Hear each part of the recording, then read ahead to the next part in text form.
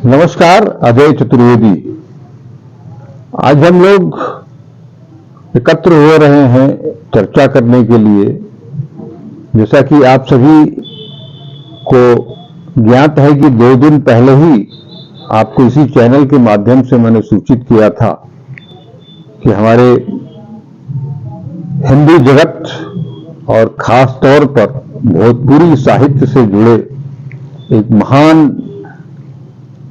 पुरोधा शलाका पुरुष पंडित हरिराम द्विवेदी जी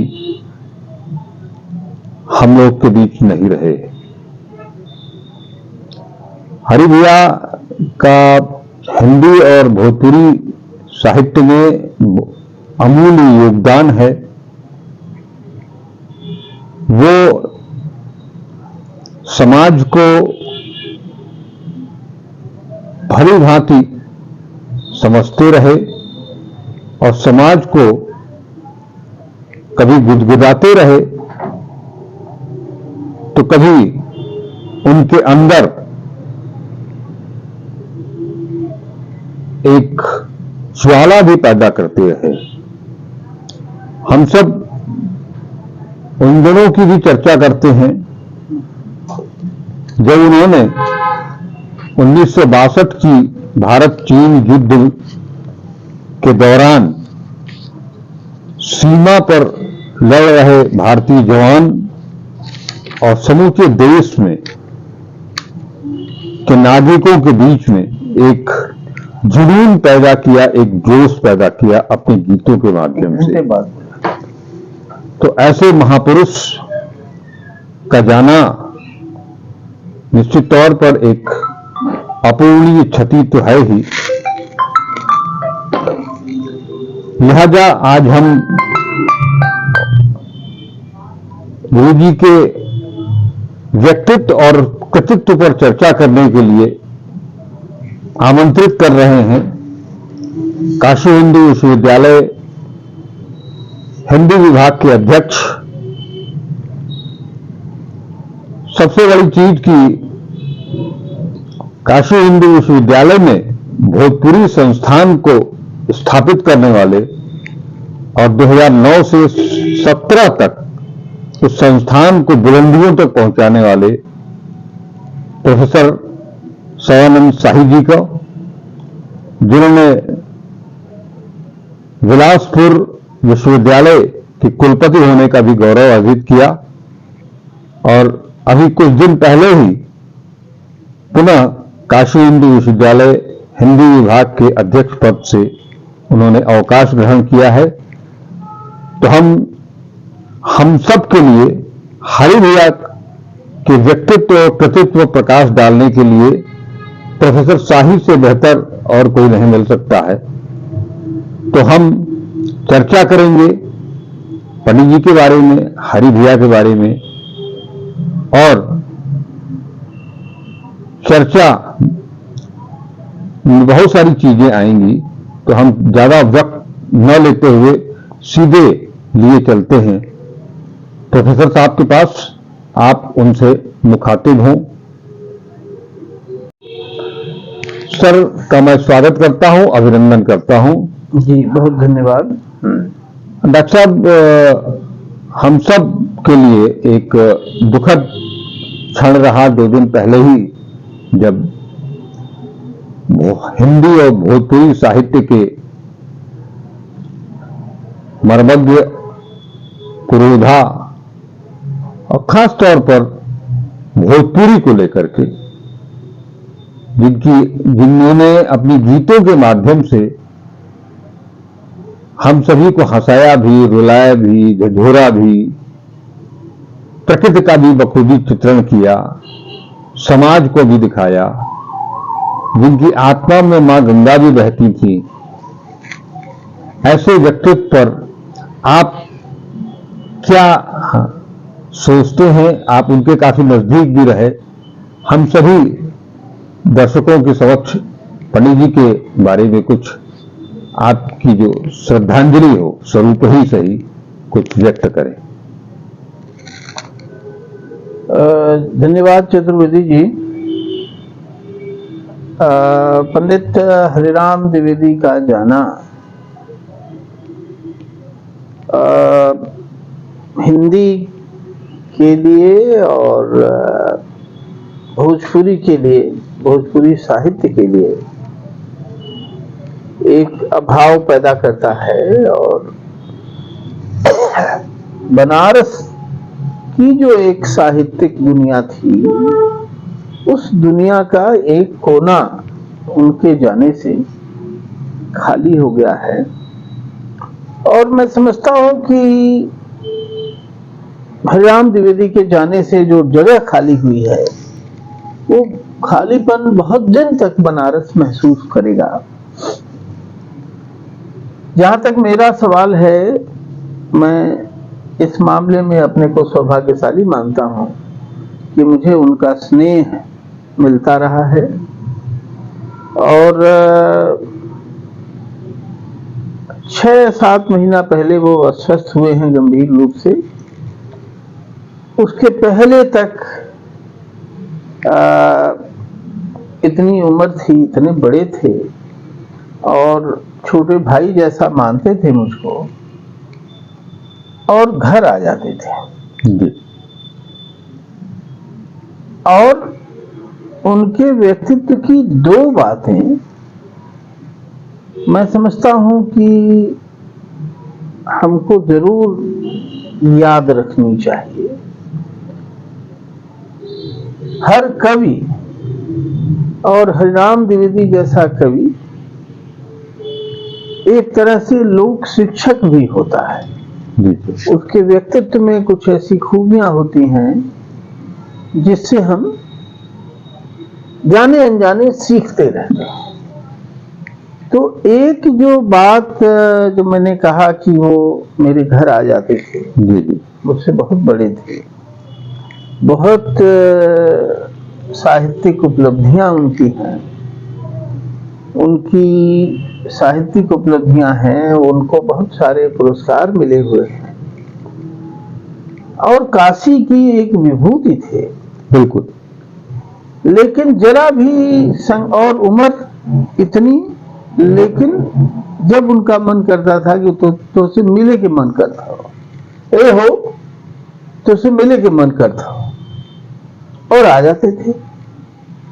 तो ये जो सहजता उनकी है, एक तरफ उनकी उपलब्धियां देखिए, उनके गीत जो लोक गीतों में एक तरह से शामिल हो गए हैं।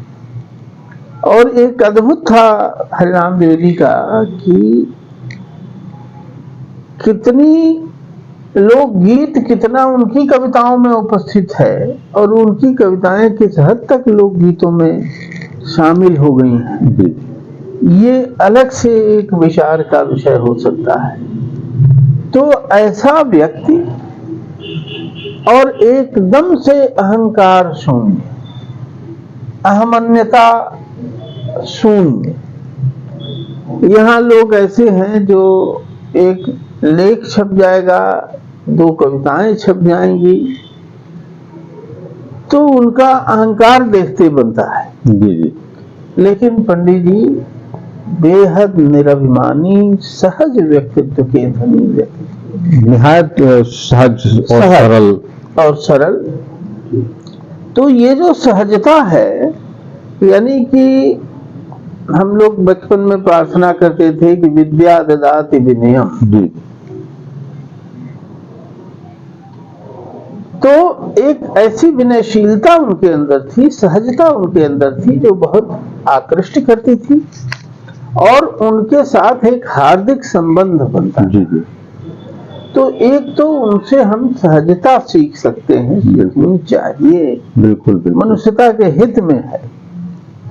और एक दूसरी बात जो सभी साहित्यकारों को सीख लेना चाहिए और लोगों को भी सीख लेना चाहिए, हमारे यहाँ संतों ने बात की है कि कथनी और करनी में एकता होनी चाहिए। जी जी। जैसी जो हम कह रहे हैं, आपके यहाँ स्क्रीन पर जो बातें हम कह रहे हैं, जब हम स्क्रीन से परे हों तो हमारा जो आचरण हो वो उन बातों के मेल में हो। बिल्कुल। कथनी और करनी की एकता, ये चीज हरिराम द्विवेदी में थी। और एक खास बात, जीवन भर उन्होंने रेडियो में सेवा दी। जी जी। वह उनके व्यक्तित्व का एक पहलू है जिस पर चर्चा मैं आगे चल के करूंगा। जिस साल मेरा जन्म हुआ 1958 में, उसी साल वो रेडियो से जुड़े थे। अच्छा। तो ये मैंने पाया कि जैसे रेडियो के कार्यक्रम हैं तो उनका एक समय तय होता है। हाँ। कि यह कार्यक्रम इतने इतने बजे बजकर इतने मिनट पर हो। प्रसारित होगा। जी। तो रेडियो पर यह अनुशासन रेडियो पर मौजूद है और उसका पालन होता रहा है। आजकल मैं रेडियो कम सुनता हूं तो मैं नहीं बता सकता कि आजकल वो होता है कि नहीं होता है, लेकिन जब तक सुनता था तो घड़ी और रेडियो का टाइम साथ साथ चलता था। जी जी। इसमें एक तीसरी चीज आप जोड़ लीजिए, पंडित हरिराम द्विवेदी, जो उनकी आजीविका बनी रेडियो की नौकरी, और उससे जो अनुशासन सीखा उन्होंने, समय की पाबंदी, तो मैंने देखा कि अगर वो कहेंगे कि मैं 6 बजे आऊंगा तो 5:59 पर आपके घर का तालबेल बन जाएगी, दरवाजा खटखटा दिया जाएगा। ये एक ऐसी खूबी है जो हमारे साहित्यिकों में सिरे से नदारद है। और ये जो हमारा भोजपुरी इलाका है, जिस भोजपुरी के वो मान्य कवि थे, जी जी, उस भोजपुरी इलाके की जो दिक्कतें हैं, उन दिक्कतों में एक यह है कि समय की पाबंदी हम नहीं रख पाते। बनारस में भी ये चीज है कि ठीक है तो शंकर जी का शहर, लेकिन जाम लगता है यहाँ। हाँ। तो कई बार हम जाम को अपनी कोताही और अपनी बेपरवाही और अपने आलस्य का एक मोहरा बना देते हैं जी। कि अरे हम आवत रहनी, बाकी जाम लग गए। हाँ। पंडित हरिराम द्विवेदी भी इसी शहर में थे और कोई वाहन मैंने चलाते हुए उनको नहीं देखा। वो पब्लिक ट्रांसपोर्ट से, चाहे ऑटो से आ रहे हों, चाहे बस से आ रहे हों, लेकिन पहुंचते वो समय से थे। तो समय से पहुंचने के लिए समय से चलना होता है, और समय से चलने के लिए समय से तैयार होना होता है। तो समय के साथ ये जो प्रतिबद्धता उनकी थी, वो उनके व्यक्तित्व से सीखने वाली एक दूसरी चीज है जो हमारे बनारस के ही समाज के लिए नहीं, भोजपुरिया समाज के लिए ही नहीं, समूचे हिंदी समाज के लिए एक अनुकरणीय बात है। जी जी जी। तो ये दो बातें उनके व्यक्तित्व की, जो उनकी सहजता, सरलता, हार्दिकता है, और समय का पाबंद होना। और जब आप समय के पाबंद हैं तो आप दूसरे के समय की कीमत भी जानते हैं। जी। अपने समय की कीमत भी जानते हैं, दूसरे के समय की कीमत भी जानते हैं। तो ये दूसरी चीज जो मैंने हरिराम जी के व्यक्तित्व में पाई, वो मुझे लगता है कि इसका संबंध कहीं न कहीं उनके उस व्यवसाय से है।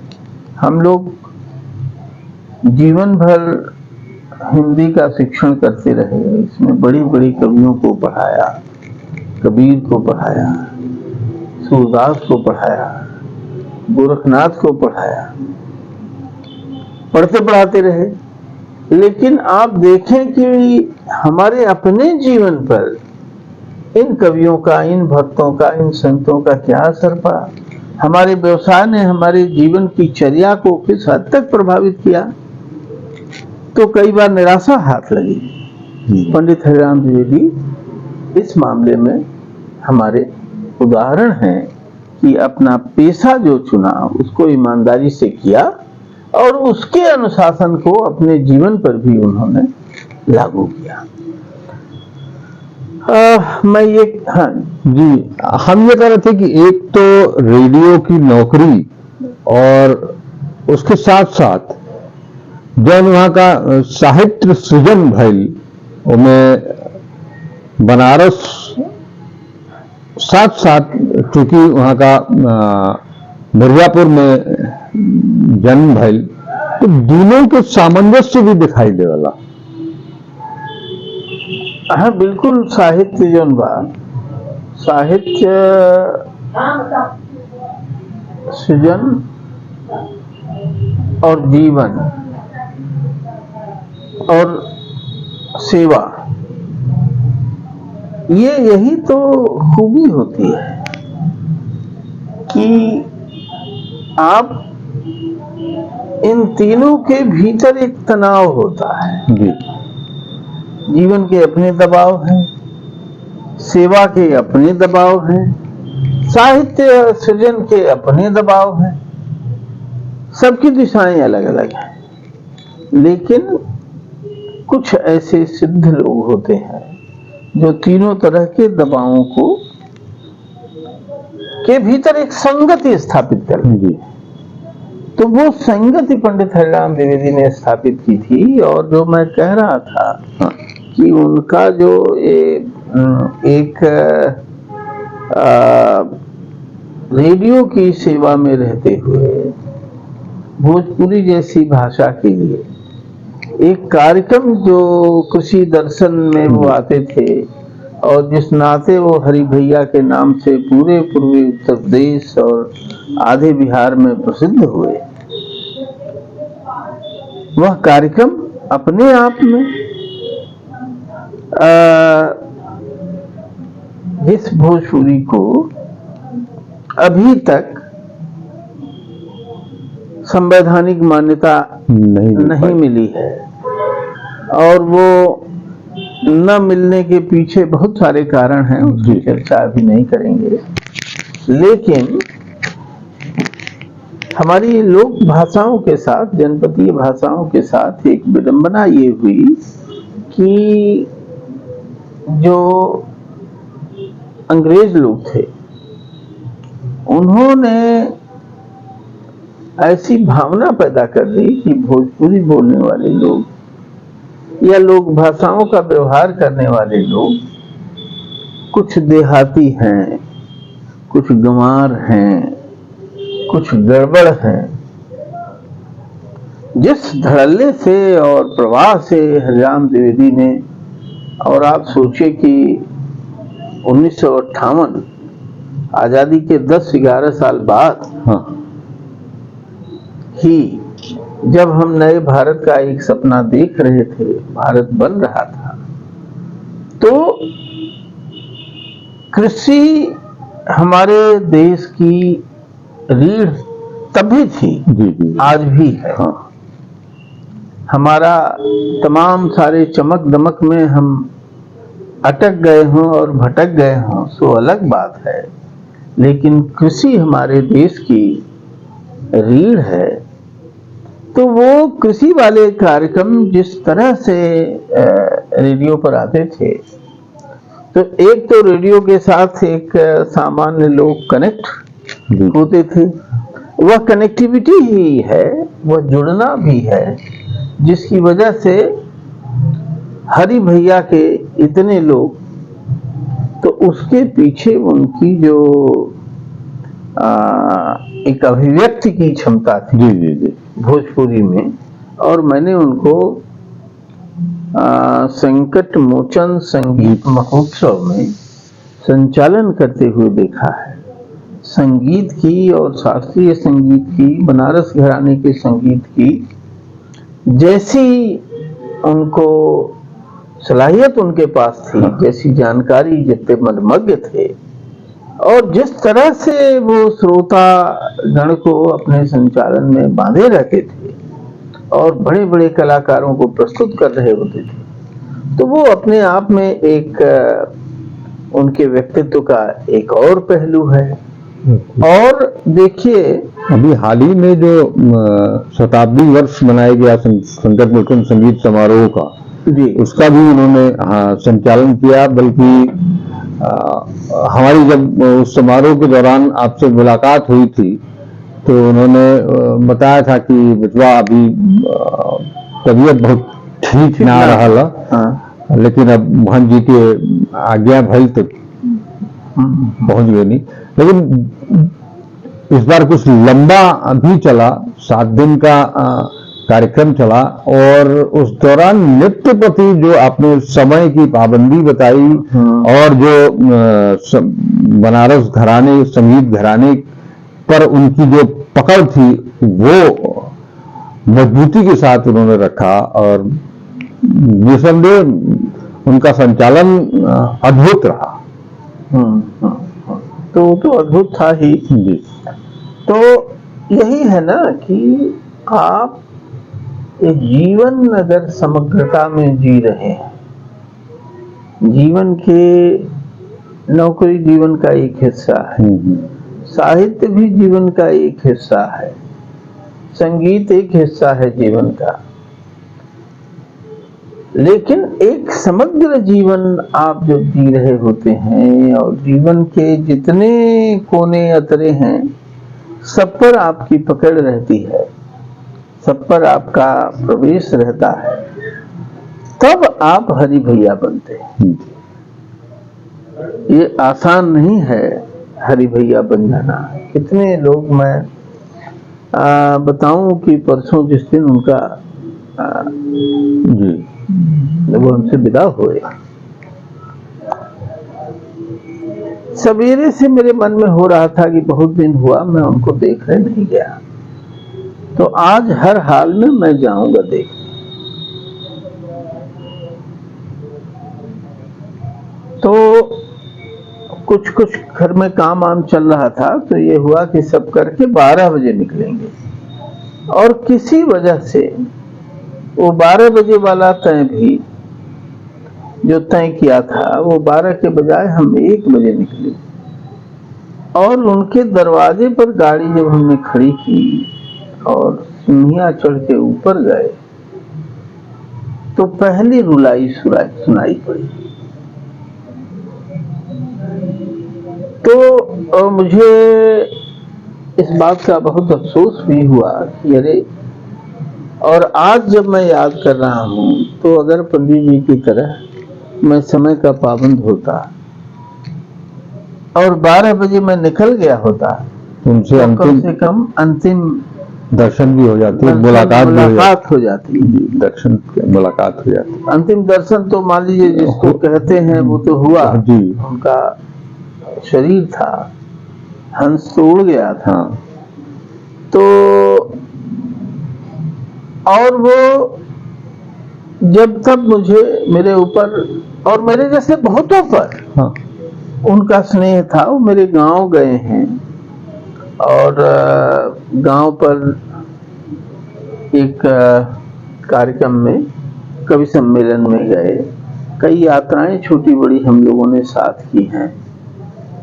तो उनकी जो हार्दिकता रही है और उनका जो स्नेह रहा है, आदमी का सौभाग्य केवल यह नहीं है कि उसने क्या भौतिक रूप से पाया, बल्कि किन लोगों का स्नेह आपको प्राप्त हुआ, यह भी सौभाग्य का विषय है। बिल्कुल। और इस मामले में मैं अपने को सौभाग्यशाली समझता हूँ। निश्चित। हम लोगों ने अभी उनके व्यक्तित्व पर, उनकी सहजता, सरलता, उनकी मृदुभाषिता और जो जिस तरह की वो जिंदा दिल इंसान थे, उन सब पर चर्चा की। अब हम चाहेंगे कि थोड़ा सा उनके गीत, उनके गजल, उनकी जो साहित्यिक जो उनकी यात्रा रही है उस पर थोड़ा सा प्रकाश डालते हैं आप। साहित्यिक यात्रा पर क्रमवार और सिलसिलेवार बात करने के लिए तो अभी हम लोग के पास वो समय नहीं है। जी जी। लेकिन एक बात यह कि पंडित जी ने एक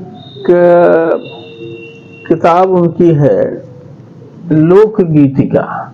जी। तो लोक गीतिका में उन्होंने क्या किया, बहुत सारे लोकगीत हैं जिनकी एक पंक्तियां आपको सुनाई पड़ी, दूसरी पंक्ति नहीं ध्यान आई। तो ऐसे मेरे ख्याल से सैकड़ों पंक्तियों को उन्होंने पूरे गीत में बदल दिया। लोकगीत जो है वो हमारी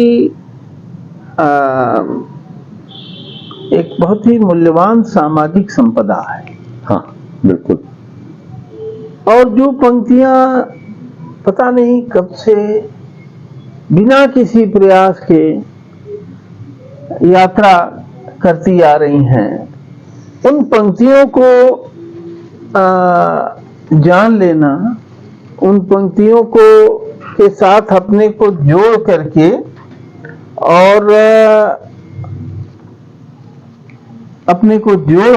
और उनके भावों का विस्तार करना, ये बहुत उनका जो है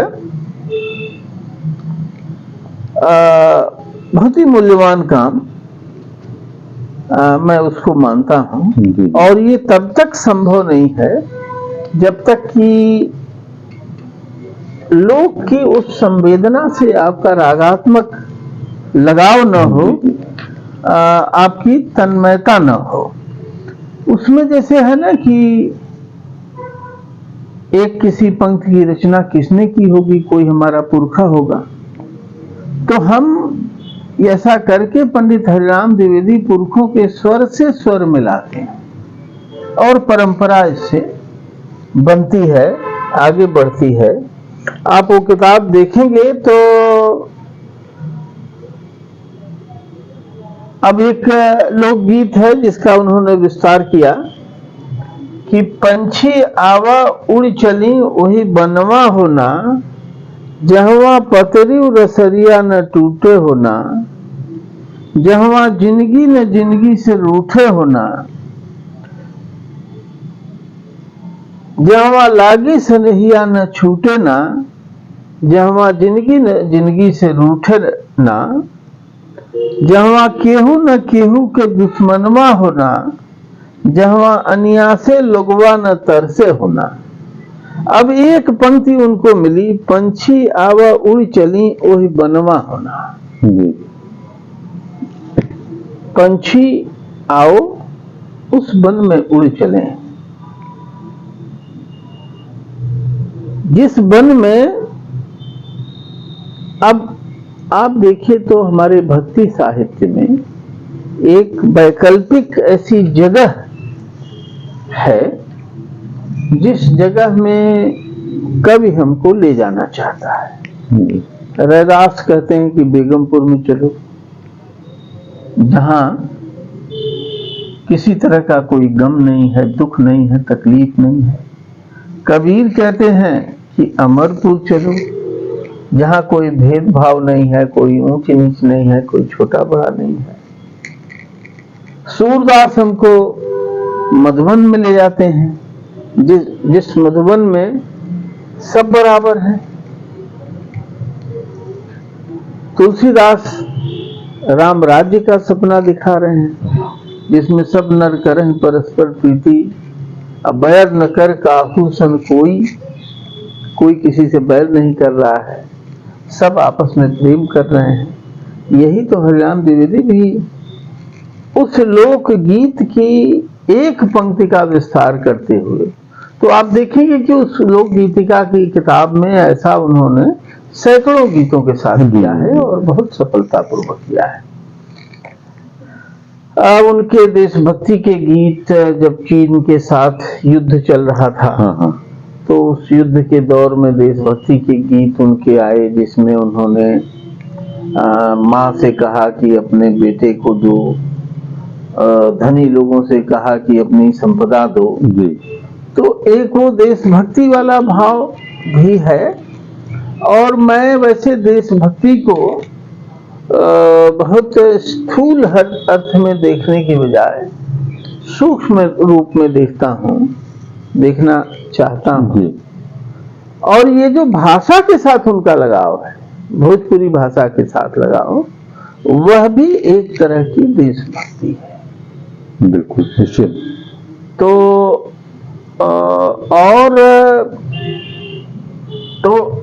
भोजपुरी भाषा, भोजपुरी की जो लोक संपदा है, उसमें जो उन्होंने अपना जीवन खपाया, उसके लिए जो अपना खपाया, और क्या नदियां देखते नहाए के जीव करे। जी जी है हाँ। तो एक जीवंतता उनके भीतर जो है, उसका संबंध कहीं न कहीं उस लोक धर्मिता से है, जो लोक से, भोजपुरी लोक से उनका लगाव एक गहरा था। उन्होंने गीत लिखे और मौसम के साथ, हमारा अपनी प्रकृति के साथ। भोजपुरी लोक गीतों की विशेषता क्या है? वो चैत के भी गीत हैं, होली के, बैसाख के भी गीत हैं, हर महीने के गीत, हर ऋतु के गीत हैं। तो ये जो अपनी प्रकृति से जो तादाद में हमारा है, देश प्रेम क्या है? देश प्रेम यही है कि हम अपनी जो जगह है, अपनी माटी से जुड़े, माटी से हमारा क्या भावात्मक लगाव है, वही देश प्रेम है।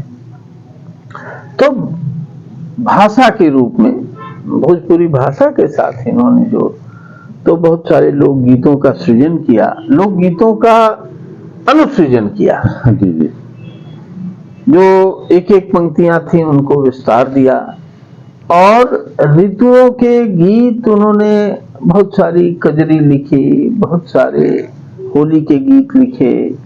अभी आपका ही एक वीडियो में देख रहा था जिसमें उन्होंने 12 मासा जी, तो 12 महीने का जो के साथ जो तादाद में है, धीरे धीरे आधुनिक जीवन पद्धति में हुआ एक है कि हमारा प्रकृति के साथ रिश्ता विच्छिन्न हुआ है।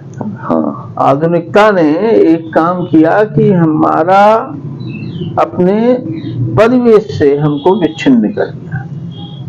जब हरिराम द्विवेदी लोकगीतों की बात करते हैं, लोकगीतों का अनुसृजन करते हैं, भोजपुरी में लिखते हैं, भोजपुरी में गाते हैं, और गाते ही नहीं हैं। मुझे याद आता है महेंद्र मिश्र भोजपुरी के बहुत बड़े पूर्वी के गायक थे, और उनके गीत भी बहुत प्रसिद्ध हैं। और अंगुरी में डसले भी नगिनिया, और ऐसे सैकड़ों गीत हैं।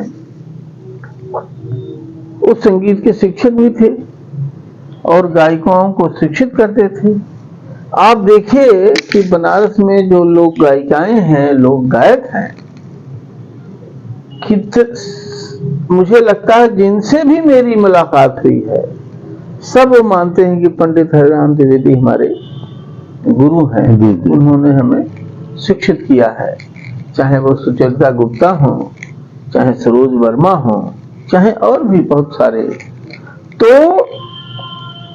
अपनी भाषा से, अपने भाषा के संगीत से, अपने भाषा की साहित्य से जो प्रेम और जो तादात्म्य, और उस प्रेम और तादात्म्य का की एक रचनात्मक फलश्रुति इनकी कविताओं में आती है, और वो बहुत ही मूल्यवान निधि है। एक कविता जो मुझे बहुत ही सबसे ज्यादा पसंद है, जो कविता है और भोजपुरी में लिखी हुई कविता है, और मैं समझता हूं कि बनारस का जो बनारसपन है, वह उस कविता में जीवंत हो उठा है। इस बार जरूर सुनना चाहेंगे। मैं थोड़ी लंबी कविता है, लेकिन उसको उसके पाठ से ही मैं ये बात बिल्कुल बिल्कुल पूरी करता हूँ। जी। कविता का शीर्षक है अथुआ। अथुआ। अथुआ, हाँ ये भोजपुरी का एक बहुत टिपिकल शब्द है। जी जी जी। हमारी ओर एथी कहते हैं। हाँ हाँ तो एथिया दिया हो, जी जी जी। यहाँ बनारस में अथुआ चलता है। हाँ, तो थोड़े ध्वनि परिवर्तन के साथ ये भोजपुरी इलाके में चलने वाला एक ऐसा शब्द है जिसका कोई एक अर्थ नहीं। जी जी। तो ये भोजपुरी की क्षमता का भी पता देता है और बनारस का जो बनारसी रंग है जी जी। उस रंग का भी पता देता है। तो मैं ये बिल्कुल। कविता आपके सामने, मिलने नौ राशि ई 48 ऊ 84। ये माना जाता है एक ही नाम अगर दो व्यक्तियों का हो तो वो एक दूसरे का नाम नहीं लेते हैं और एक दूसरे के 9 राशि हो जाते हैं। नाम राशि से 9 राशि हो गए तो वो माने मितऊ भी हो जाते हैं। 9 राशि तो दो नाम के एक व्यक्ति मिलते हैं। मिलने 9 राशि ई 48 ऊ 84। वैसे दोनों रहले 12 अपने के समझे 18। मिलते भैली राम जोहारी तुरते लगले करे चिकारी। दोनों हंस हंस के बतियावे बात बात में बस गरियावे। गारी मुन्नर हंसी ठिठोली कबो कबो खरुआइल बोली। केहू से केहू कम नाही केहू में कौनो दम नाही। केहू से केहू कम नाही आ केहू में कौनो दम नाही। बोले कब्बो असनरमा के टिघर जाए लेनु गरमा के। दोनों बहुते थेथर रहे।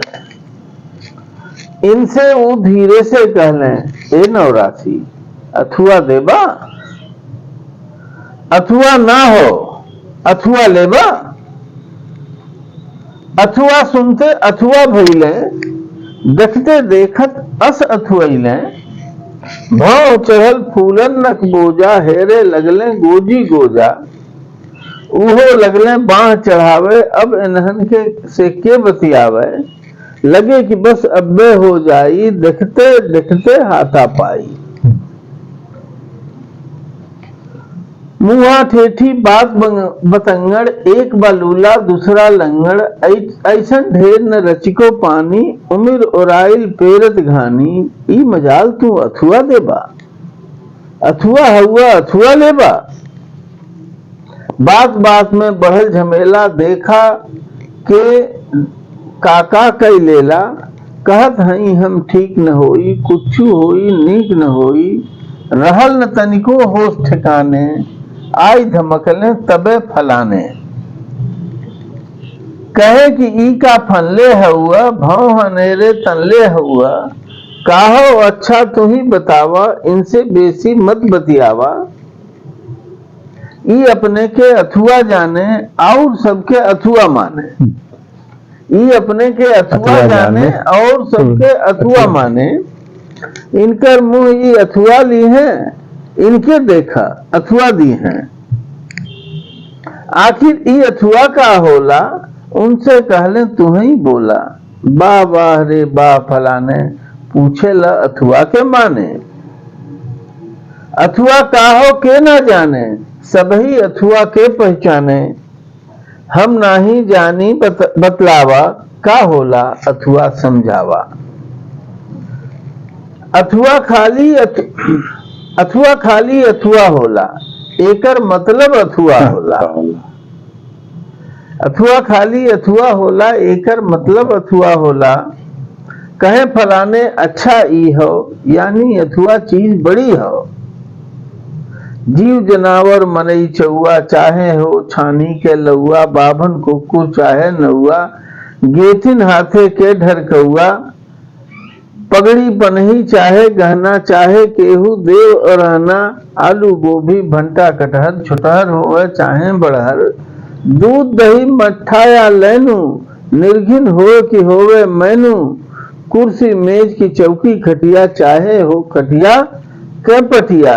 देखो झिंगन चुट्टर पुट्टर ढेर ढेरा सुतरी कातत भुट्टुर, गगरा लोटा बल्टी थरिया, गगरी पुरवा दिया घरिया, कूड़ा कूची कलम खुदारी, निजी हो चाहे सरकारी, की हो तलौस कांच कटोरी, चाहे सिकहर टंगल गिलोरी, गौखा दियत टाड़ अलमारी, बसला खुरपी और आरी, बेना पंखा सूप सुपेली, रउता इनके नरम हथेली, हमके तय ऐसने बुझाला, कुलिए अथुआ बोलल जाला, अरे फलाने खूब समझला, निकुरा तकले डूब समझला, समझ न पहिले ई नवरासी, काहो टटका काहो बासी, सुना फलाने अस अनियले, उन्हन पर कसके भन नईले, तुन्हन दुन्नो हवा बाउर, जान न पौला खुद्दी चाउर, तुन्हन दुन्नो हवा बाउर, जान न पौला खुद्दी चाउर, अमल चपाट की घामल घोचू, रचको नाही निम्मन सोचू, कैला बिना परोजन हुज्जत, हुज्जत नाही हो कठ हुज्जत, अथुआ खातिर बाजत बाटा, अथुआ सुनते नाचत बाटा, अस घन चक्कर परघट बाटा, दुन्नो मिला निघरघट बाटा, बढ़न बौड़म बड़ बकलोला, बेमतलब के उड़न खटोला, आखिर केहू का समझाई, जे आई ते ही ललुआई, तुन्हन से त भल चिरई कौआ, तुन्हन दुन्नो अथुआ हुआ। तो ये कविता जो है, जैसा मैंने कहा कि बनारस का जो एक मिजाज है, मन मिजाज है, उसको भी व्यक्त करता है और भोजपुरी के भी एक मिजाज को व्यक्त करता है। और एक और चीज आप देखिए कि एक शब्दावली जो इन्होंने इसमें एक प्रयुक्त की है, शब्दावली का जो प्रयोग किया है, ऐसी चीजें जो अब दिनों दिन हमारे जीवन से बाहर होती जा रही हैं, वो शब्द बाहर होते चले जा रहे हैं, उन सबको इतने मनोरंजक ढंग से इस कविता में पिरोया है। तो मैं समझता हूं कि ये एकदम अलग ढंग की कविता है। बिल्कुल, इस तरह की कविता के लिए उनकी ख्याति नहीं है। जी जी, उनकी ख्याति तो है दूसरे तरह की कविताओं के लिए, जो मौसम संबंधी हैं, जो प्रेम गीत है, जो कजरी के गीत है, इस तरह की कविताओं के लिए ख्याति, इस तरह की कविता के लिए ख्याति नहीं है। लेकिन मैं इस कविता में एक पूरे समय समाज की का प्रतिबिंब दिखाई पड़ता है। एक बेमतलब उलझने, टकराने, हुज्जत करने वाली प्रवृत्ति की एक आलोचना दिखाई पड़ती है, और भूलती बिसरती हुई बहुत सारी शब्दावली भी इसमें एक जगह संकलित दिखाई पड़ती है। तो पंडित हरिराम द्विवेदी का जो मूल्य है, उनके जाने से जो खालीपन पैदा हुआ है, वो बहुत बहुत दिशाओं में महसूस किया जाएगा। एक चीज और भी थी कि वो, जैसा हम लोगों ने बातचीत भी की, कि वो निहायत सहज और सरल प्रवृत्ति के व्यक्तित्व के मालिक थे, लेकिन साथ ही एक चीज और भी थी कि वो आत्मस्वाभिमानी भी बहुत बड़े थे। कभी किसी के आगे वो झुके नहीं, चाहे कितनी भी विपरीत परिस्थितियां आई हों, लेकिन वो खुद से आगे बढ़े, खुद को संभाला। और बिल्कुल ठीक बात है। देखिए, ये एक जैसे कोई एक गुण हो, जैसे घड़ी चलती है और हमको समय बताती है और लगातार चलती रहती है, लेकिन घड़ी की सुइयां एक धुरी पर टिकी रहती हैं, एक जगह टिकी रहती हैं और चारों ओर घूमती हैं। जिस व्यक्ति के जीवन में कोई एक धुरी हो जिस पर वो टिका हुआ हो, वह अनिवार्यतः स्वाभिमानी भी होगा। अगर ये समय की पाबंदी की ही बात लीजिए, अगर आप स्वाभिमानी नहीं हैं तो कहीं मान लीजिए कि एक लोभ पैदा हो गया और आपने किसी बड़े सामान्य व्यक्ति को समय दिया हुआ है, और लोभ पैदा हो गया और आपने या किसी ने रोक लिया और आप रुक गए। लेकिन जो आदमी घड़ी के टाइम से लोगों से मिल रहा है तो कितनी फसाहटों को पार करके वहां तक पहुंचता है। तो जिसके भी जीवन में एक कोई धुरी होगी उसे स्वाभिमानी होना ही होगा। पंडित हरिराम द्विवेदी के जीवन में समय की धुरी है, परिवेश की धुरी है, भाषा की धुरी है, और इन सब का जो संवहन उन्होंने किया उसमें अपनी भाषा, अपने देश, अपने परिवेश, अपनी प्रकृति के साथ जो रागात्मकता है वो बिना स्वाभिमान के संभव नहीं। जी सर, बहुत अच्छा लगा आपसे मिल करके। हमारे शुरुआत में ही जिस तरह से कहा कि पंडित हरिराम द्विवेदी को जिसने जिया है वही उन पर कुछ व्यक्त भी कर सकता है। तो हमारे दर्शकों को आपने उनकी हर विधा से रूबरू कराया, इसके लिए हम आपके बहुत बहुत आभारी हैं। आपका कीमती समय हमने लिया, इसके लिए आपका बहुत बहुत आभार। आप आए और पंडित जी के बारे में कुछ कहने का अवसर दिया, इसके लिए मैं कृतज्ञ हूँ। नमस्कार। नमस्कार दोस्तों, आप हम सब से अपना संबंध लगातार बनाए रखें। हमारे वीडियो को लाइक करें, शेयर करें, अपने विचार कमेंट बॉक्स में जरूर दें, और हमारे सहयोग के लिए चैनल को सब्सक्राइब जरूर करें। नमस्कार।